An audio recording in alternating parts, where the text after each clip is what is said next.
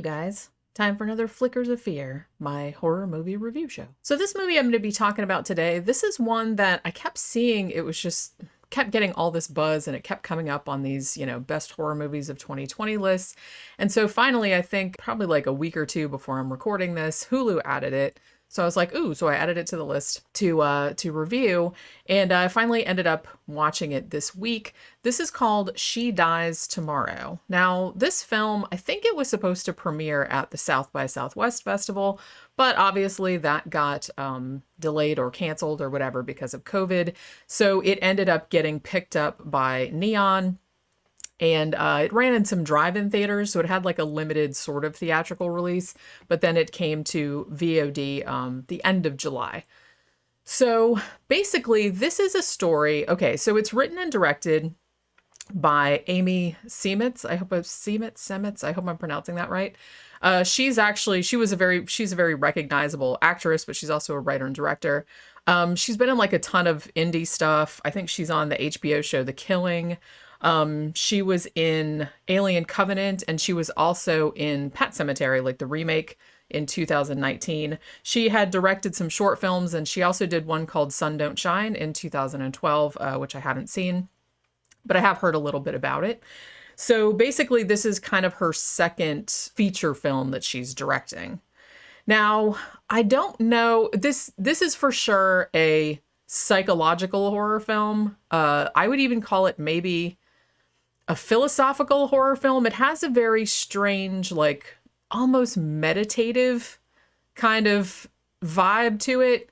And it has like, I mean, the cinematography is really cool. And it's just really, I don't know, there's something about like the tone and the mood of it that's really appealing. That said, if you're not really into more philosophical, more slow burn, more metaphorical type horror, then probably this is not for you. It really does seem like a lot of critics seem to really dig it. It seemed to have like, 80, 90%, on Rotten Tomatoes and whatnot. But audience score is a lot more divided, and I can kind of see why.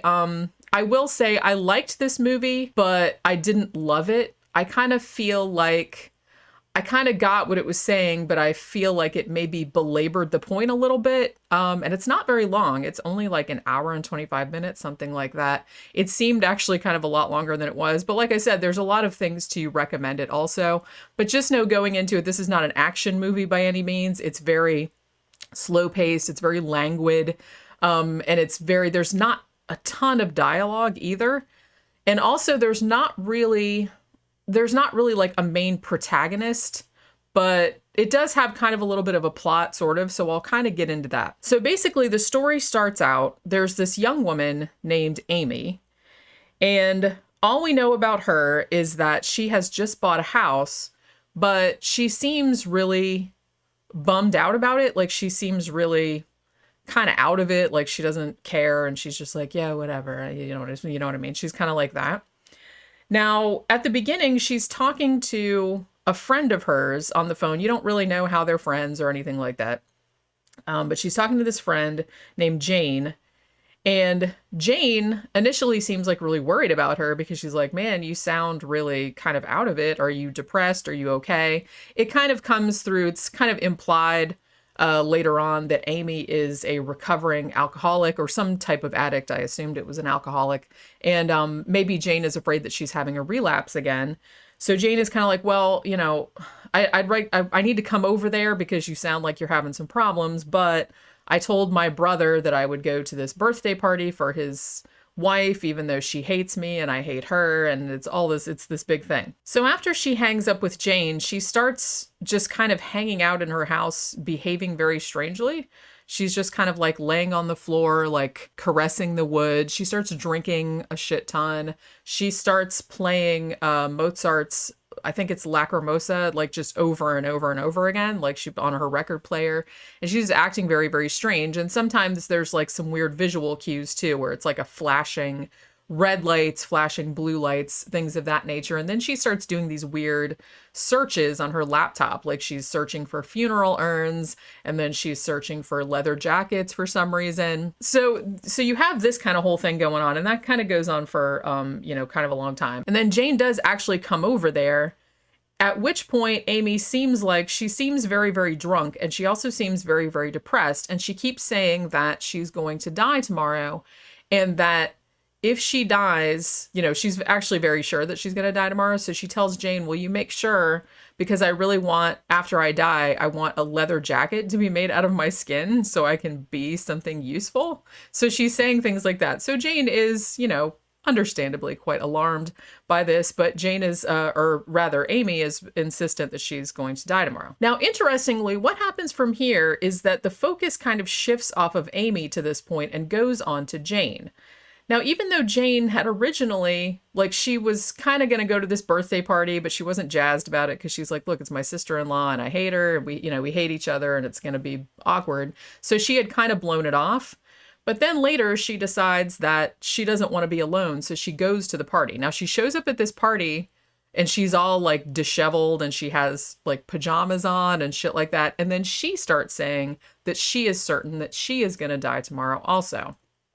So basically that's how the rest of the movie plays out. It's almost kind of like this idea that you're going to die tomorrow is sort of like a mind virus.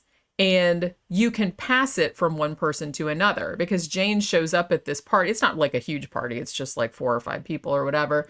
And starts talking about how she's going to die tomorrow. And it essentially infects the other people at the party, the brother, the wife, and 2 of their friends who were there. And then we kind of follow them as they kind of go about their lives and, what that means. So it's very, very weird. It's this kind of episodic following of each character as each character becomes infected with this idea that they're going to die tomorrow. And that's basically all that happens in this movie. So the movie, it's in a way, it's saying a lot about, I think that Amy Seimetz has said that she got the idea for the script for this by when she was telling people about anxiety attacks or panic attacks and how people would react to that.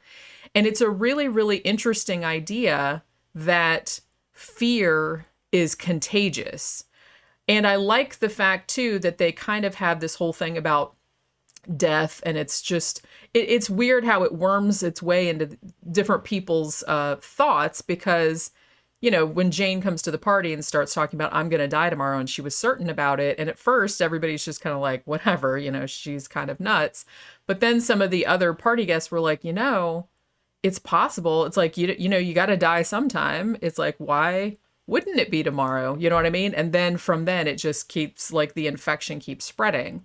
So you kind of follow that around. And then at the end, there's a little bit of a flashback where you kind of find out that Amy, the original girl that was saying that she was going to die tomorrow, she apparently got it from her boyfriend Craig when they were at this, they had kind of done a romantic getaway type thing or whatever, and at this cabin. And I guess everything had been normal, but then they ordered a pizza, and you are led to believe that Craig was infected by it, by the pizza guy. When you don't see the pizza guy, but you just see Craig's back. Then when he comes back to the table, he's acting really weird and depressed and stuff. So you don't really know. So it's a very ambiguous film in the sense that you don't really know where this virus came from. You don't really know, and this is maybe a spoiler, I guess, even though a movie like this, it doesn't really matter, I suppose.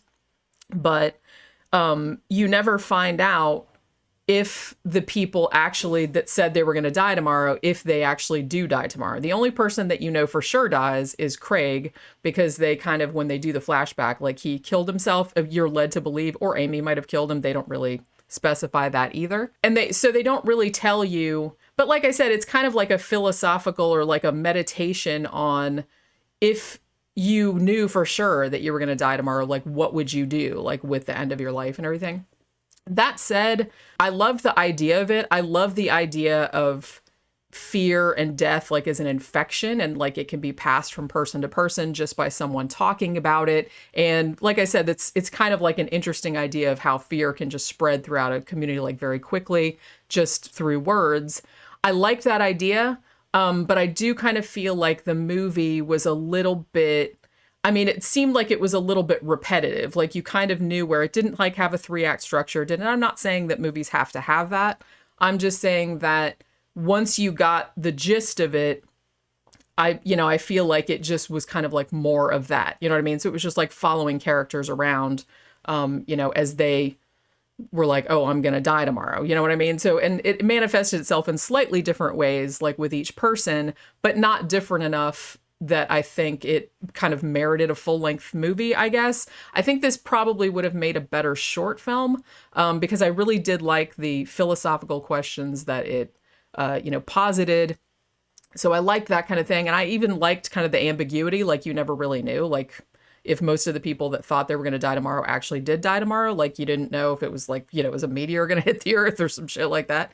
And I was watching, someone else had done like a breakdown of this, and there was actually like a lot of really interesting like symbolism and sort of Easter eggs and stuff like that that was going on in the background that I kind of maybe didn't pick up on a lot of it. So that did give me a lot more appreciation for it. But overall, I don't know. I didn't find it like super, super compelling. Like I found it compelling enough to watch it to the end, but I thought it was a little bit slow, a little bit languid, and I just felt like it kind of belabored its point a little bit. That's all. But as I said, overall, it's a decent movie. If you like art flicks, it's visually beautiful. The acting's amazing. And it has like some weird like black humor in it as well, like a little bit of a black comedy kind of aspect to it. I don't want to oversell that because it's pretty subtle, but it does have a little bit of that in it. But just if you know what you're getting into, it's a decent flick, but it's, like I said, it's way more psychological horror, very subdued. But, it's on Hulu at the moment, at least in the United States, and when this is being recorded. So if you'd like to check it out for yourself, then by all means do so, and let me know in the comments what you thought about it. And that'll do it for this Flickers of Fear, and I will see you on the next one. Bye.